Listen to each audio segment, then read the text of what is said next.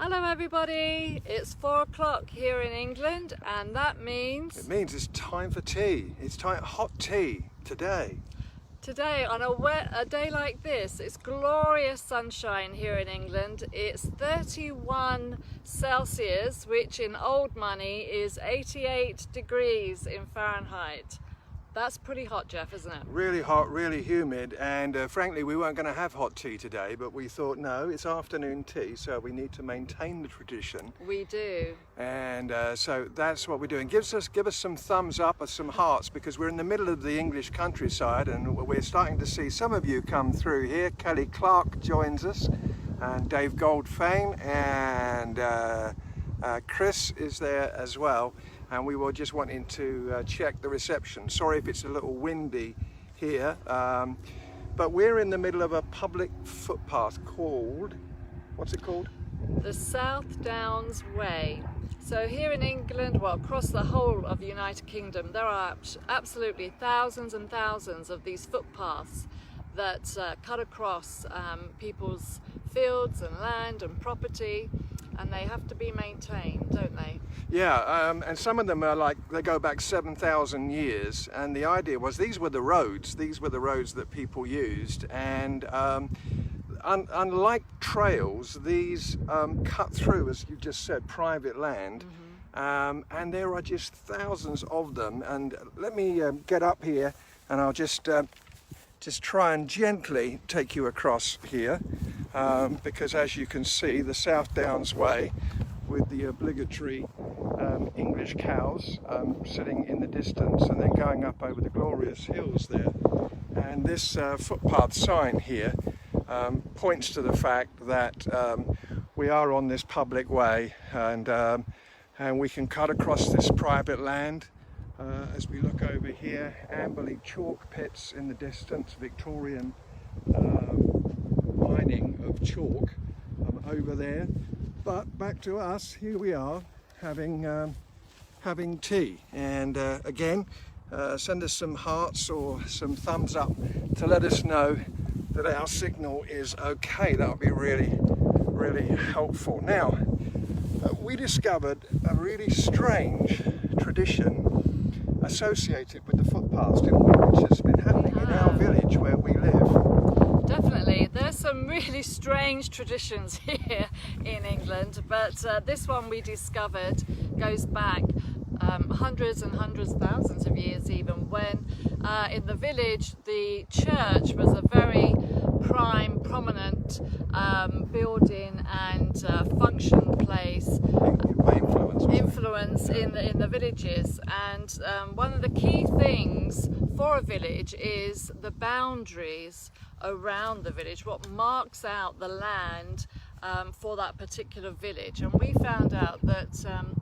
years ago the clergyman and those officials in the church would take some young lads around these boundary marks, wouldn't they, Jeff? Yeah, it wasn't just around the village, it was within the village as well, because there weren't maps.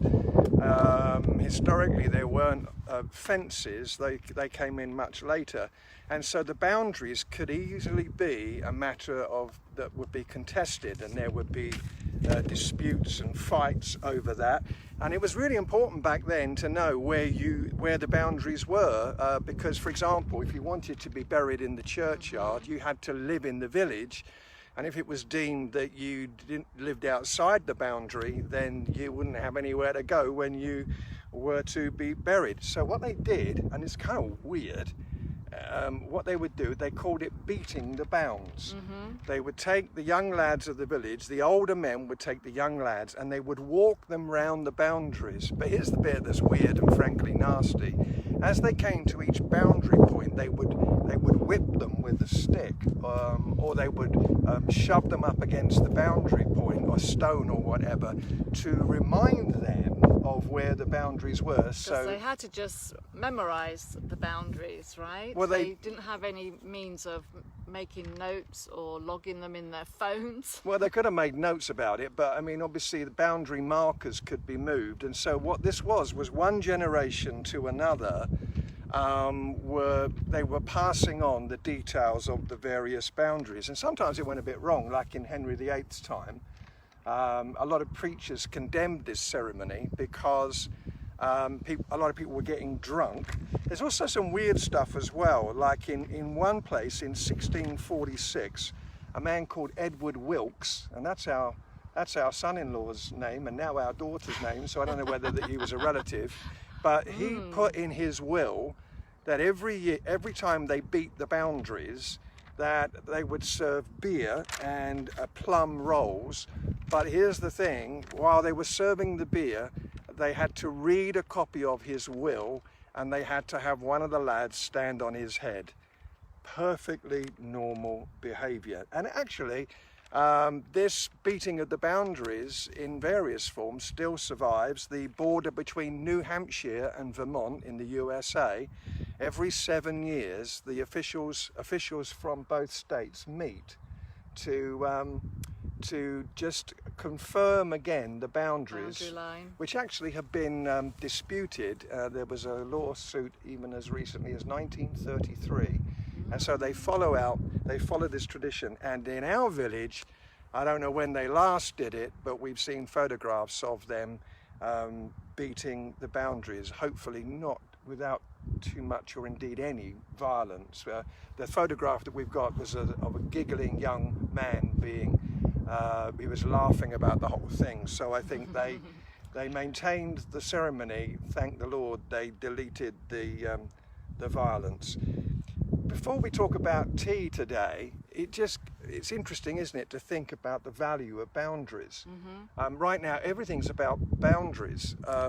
Social distancing. That's a boundary, yes. It's a healthy boundary for us to have right now. Yeah, and they're just about to reduce it here.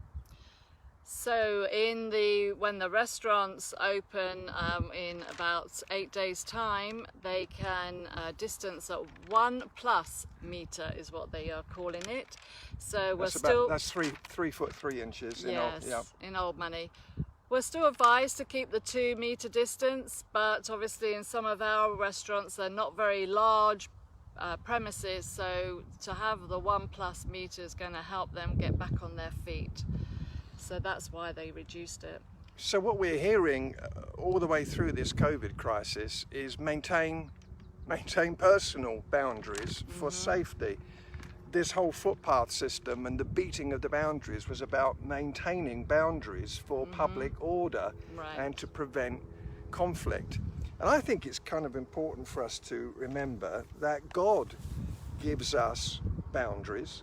And it's not that he's a cosmic killjoy or wants to be prohibitionist, but for our safety, for our well-being, God sets out principles for our behavior, again, not to restrain or ruin our fun, but because healthy boundaries on behavior are appropriate. Any parent that loves their child is not going to allow their child just to wander onto the motorway or the freeway. Right. They're going to say, no, you don't go there. That's an act of love. That's not them being a misery. And so God gives us boundaries because he loves us and because he cares for us. And so boundaries that were provided for the well-being of the community, God gives us boundaries too. And before we talk about the tea, when they did the beating of the boundaries ceremony, the clergyman would read a few words or read out. They'd sing a hymn, and the minister would read from Psalm 103 and 104. So we thought we'd recreate that part of the ceremony today, just a few verses from Psalm 104. Yes, just a few verses, you'll be pleased to know, not the whole thing. So I'm reading from Psalm 104, verse 31. May the glory of the Lord be forever. May the Lord enjoy what he has made. He just looks on the earth and it shakes. He touches the mountains and they smoke. I will sing to the Lord all my life. I will sing praises to my God as long as I live. May my thoughts please him. I am happy in the Lord. Wonderful stuff. Well, we weren't going to eat a cake today because it's so hot, but again we felt our duty was to be servant-like, and today we've got what's called a Bakewell cake, isn't it? Or it's called a Bakewell tart. So let's see if I can show you them. Here we go. There's a Bakewell. This is a blackcurrant Bakewell tart. And there's an interesting story there. The Bakewell tart's only been around since the 20th century. Prior to that, it was the Bakewell pudding. And there was a landlady of an inn in Derbyshire, which is in the Midlands of England, and she left instructions in the 1800s to a cook to make a jam tart. I'm not sure if we have jam tarts in the US, but that's a short crust pastry filled with jam basically. But this cook got a little adventurous and carried away and created what was known as the Bakewell pudding. And it was more of like a puff pastry with layers and a thick almond custard. So that's like an egg custard, so it's solid, firm I should say, not solid. And then on top with the jam, and that was there. So that was what was known as the Bakewell pudding, and served hot. But in the 20th century it was changed, or there was various creations of the Bakewell tart using frangipane. So frangipane is different from marzipan. Marzipan they're both almond based, but that's sweeter and it's firmer for putting on top of cakes, whereas the frangipane is a softer, like a pastry cream, I think you would have in the States, which they top the tarts with. So what do you think, Jeff, of the Bakewell tart? Absolutely delicious, and I'm a bit worried that broadcasting live here I'm just talking with crumbs all around my mouth, which would be a little bit awkward. Amusing. Well, thanks for joining us today. It's a bit difficult for us to respond to your various comments because we're out in the sunshine and it's hard to see. It's hard to see them. But we have got some tea to drink. We have got some cakes to eat. Psalm 103, the portion that Kay read, 104 it was actually. 104 to be more precise. No. The last verse that you read there declared, I will be happy in the Lord, and it's our prayer for you, wherever you are watching from, whatever circumstances that you find yourselves in today, that you too will be happy in the Lord. Thanks so much for joining us, and God bless you. Enjoy your cup of tea. All right. Until next time. Let's see if we can sign off. Bye-bye. Bye-bye.